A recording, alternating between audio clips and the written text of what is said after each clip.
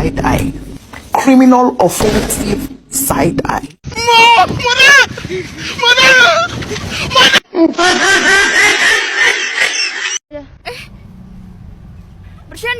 Bercanda. A few moments later. Assalamualaikum warahmatullahi wabarakatuh. Di sini kami dari kelompok 3 ingin memaparkan sebuah materi kami tentang krisis global 2008. Sebagai salah satu negara dengan perekonomian yang tergolong maju, Amerika Serikat tidak terhindar dari krisis ekonomi. Hal ini dibuktikan dengan adanya krisis finansial global. Krisis tersebut berawal dari kondisi domestik Amerika Serikat dengan hipotek subprima yang mengalami krisis, kemudian berkembang menjadi krisis global ketika runtuhnya Lehman Brothers. Suatu institusi finansial telah terlibat dalam praktik investasi di pasar Amerika Serikat. Pada tanggal 15 September 2008, terjadinya krisis tersebut bertentangan dengan teori financial development yang memandang bahwa perkembangan finansial dalam hal akses kedalaman dapat mengarah pada pertumbuhan ekonomi. Krisis finansial global membuktikan bahwa terlalu banyak akumulasi kredit berujung pada instabilitas dengan krisis.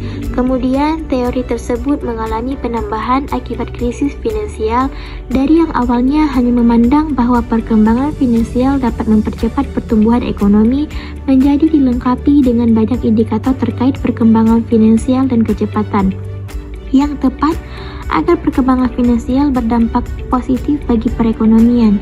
Secara lebih lanjut, tulisan ini membahas tentang penyebab krisis finansial global secara domestik dan internasional serta mengaitkan fenomena tersebut dengan kegagalan teori financial development.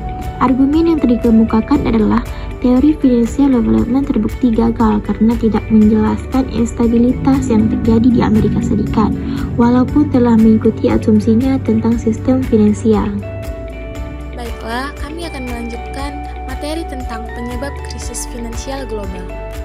Terdapat banyak penyebab terjadinya krisis finansial global, namun dalam video ini kami akan berusaha memfokuskan pada akumulasi kredit sebagai salah satu akibat dari kemunculan hipotek subprima, sekuritisasi, dan akumulasi kredit. Penyebab pertama yaitu hipotek subprima yang dapat dikatakan sebagai pemilik rumah yang tidak seharusnya memiliki rumah. Hipotek subprima dapat didefinisikan sebagai surat hutang kepemilikan rumah atau KPR yang diberikan kepada masyarakat dengan kualitas kredit rendah. Meningkatnya hipotek subprima sejatinya didorong oleh adanya kebijakan pemerintah Amerika Serikat yang ingin memudahkan warga negaranya untuk memiliki rumah. Melalui kebijakan tersebut, bank terdorong untuk memberikan kredit pada siapapun, bahkan pada orang yang kapasitas ekonominya di bawah standar. Sederhananya, kondisi domestik Amerika Serikat mendorong kreditur agar lebih longgar dalam memberikan kredit dan debitur juga tidak ragu-ragu dalam meminta kredit di bank. Meningkatnya hipotek juga didorong oleh suku bunga yang cukup rendah. Pada Desember 2001, The Fed menurunkan suku bunga kredit menjadi 1,75% dan pada 2002 menjadi 1,24%. Sebagai hasilnya, persentase hipotek subprima juga turut meningkat dari yang awalnya 10% menjadi 20% dari total hipotek dalam rentang tahun 2001 hingga 2006. Hal ini menunjukkan adanya kemudahan individu dalam mengakses layanan finansial. Selain kemunculan hipotek subprima, terdapat sekuritisasi yang dapat didefinisikan sebagai pengonversian sekelompok kredit menjadi surat berharga yang dapat diperdagangkan, meliputi piutang pokok dan bunga. Sekuritisasi merupakan salah satu inovasi dalam bidang finansial karena meningkatkan kemampuan institusi dalam melakukan investasi berisiko tinggi, namun mengurangi ketahanan institusi finansial dalam kasus kerugian sehingga menyulitkan kreditur dan pengatur untuk memantau dan mencoba mengurangi tingkat resiko institusi finansial. Pada dasarnya, sekuritisasi diawali pada saat bank menjual kredit pada hedge fund yang kemudian mengkelompokkannya dengan kredit lainnya yang serupa. Kredit yang telah dijamin dengan aset yang akan dikonversikan atau sekuritas terdukung aset kemudian dijual pada investor. Investor memandang produk yang telah disekuritisasi relatif aman dan dapat mengembalikan keuntungan yang lebih besar. Asumsi inilah yang membuat beberapa investor seperti Citibank, Bear Stearns, dan Lehman Brothers membeli kredit yang telah disekuritisasi. Sekuritisasi juga mendukung bank untuk menyediakan kredit lebih banyak lagi, karena bank mendapat pemasukan dengan menjual kredit sehingga mendukung kemampuan bank dalam memberikan layanan finansial. Baik, di sini saya ingin menjelaskan tentang gambar yang akan kami paparkan ini berkontribusi dalam meningkatkan akumulasi kredit di Amerika Serikat, sehingga mendorong berjalannya sistem finansial. Mengacu pada teori financial development, seharusnya perkembangan sistem finansial dapat mengarah pada pertumbuhan ekonomi. Salah satu indikator yang dapat digunakan adalah perputaran kredit.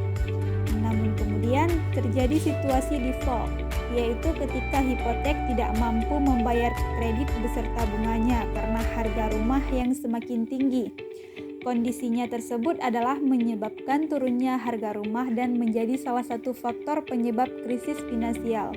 Pada figur 2, terlihat bahwa harga rumah mengalami penurunan tajam pada tahun 2008. Berdasarkan pemaparan yang telah kami sampaikan, kami dapat mengambil kesimpulan bahwa penyebab krisis finansial global terjadinya bertentangan dengan teori financial development.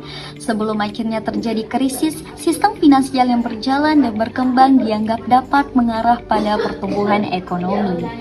Namun pada krisis Amerika Serikat 2008, perkembangan finansial yang terlalu cepat dengan adanya akumulasi kredit dalam jumlah besar dan dalam waktu singkat telah menimbulkan instabilitas dan berujung pada krisis.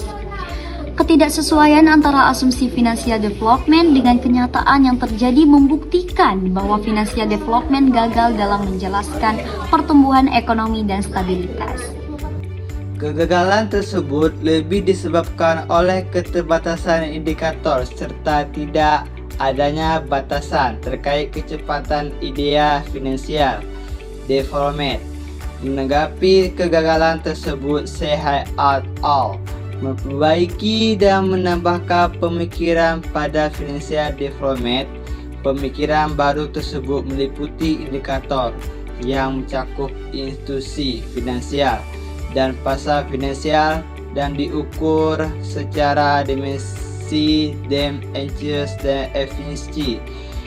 Kemudian dalam hal batas kecepatan financial development, terdapat pandangan bahwa efek pertumbuhan ekonomi dari financial development berbentuk menyerupai lonceng yang dapat disimpulkan bahwa pertumbuhan ekonomi mulai menurun apabila financial development berjalan terlalu cepat.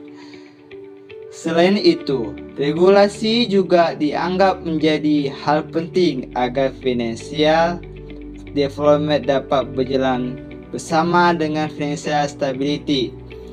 Adapun tambahan pada teori tersebut tidak mengubah asumsi adanya bahwa perkembangan finansial dapat mengarah pada pertumbuhan ekonomi.